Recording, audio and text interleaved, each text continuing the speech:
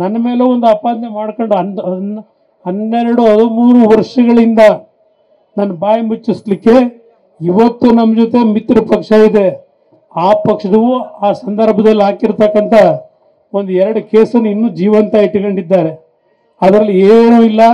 ಇವತ್ತು ಈ ನಾಡಿನ ಜನತೆಗೆ ಈ ವೇದಿಕೆ ಮುಖಾಂತರ ಹೇಳ್ತೇನೆ, 2 ಅವಧಿಯಲ್ಲಿ ನಾನು ಮುಖ್ಯಮಂತ್ರಿಯಾಗಿ ಮೈತ್ರಿ ಸರ್ಕಾರದಲ್ಲಿ ಕೆಲಸವನ್ನು ಮಾಡಿದಾಗ ಈ ನಾಡಿಗೆ ನಾನು ಎಂದೂ ದ್ರೋಹ ಮಾಡಿಲ್ಲ.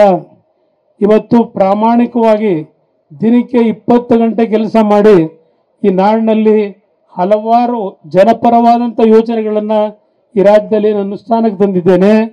ಇವತ್ತು ಯಾರ ಮೇಲೆ ತೆರಿಗೆ ವಿಧಿಸಲಿಲ್ಲ. ನಾನು 2 ಬಾರಿ ಮುಖ್ಯಮಂತ್ರಿಯಾಗಿ ಕೆಲಸ ಮಾಡಿದಾಗ ಇವತ್ತು ನಮ್ಮ ರಾಜ್ಯದಲ್ಲಿ ಈ ಸರ್ಕಾರ ಮಾಡಿರ್ತಕ್ಕಂಥ ಸಾಲ ಈಗ 7,85,000 ಕೋಟಿ, 7,95,000 ಕೋಟಿ.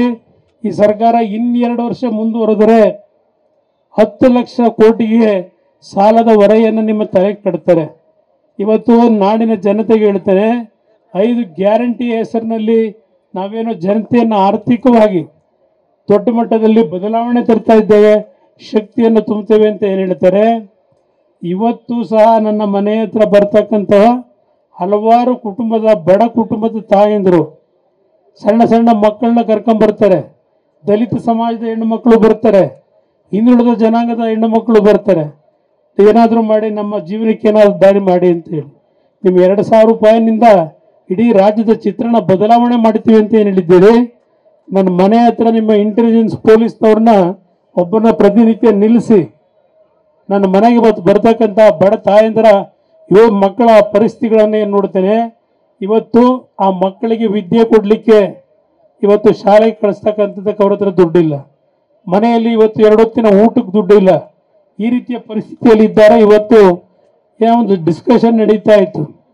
ಶಾಲಾ ಮಕ್ಕಳನ್ನ ಕರ್ಕೊಂಡು ಹೋಗ್ತಕ್ಕಂಥ ವಾಹನಗಳ ಬೆಲೆ ಏರಿಕೆ ಮಾಡಿರ್ತಕ್ಕಂಥದ್ದು ನಾಗರಿಕರು ಹೇಳ್ತಾ ಇದ್ರು. ಒಂದು ಕಡೆ ಪ್ರತಿ ವರ್ಷ 1.5 ಲಕ್ಷ ನಾವು ಕಟ್ಟಬೇಕು, ಇನ್ನೊಂದು ಕಡೆ ಈ ರೀತಿ ಬೆಲೆ ಏರಿಕೆ ಮಾಡಿದ್ರೆ ನಾವು ಎಲ್ಲಿಂದ ನಾವು ನಮ್ಮ ಮಕ್ಕಳಿಗೆ ವಿದ್ಯೆ ಕೊಡೋದು.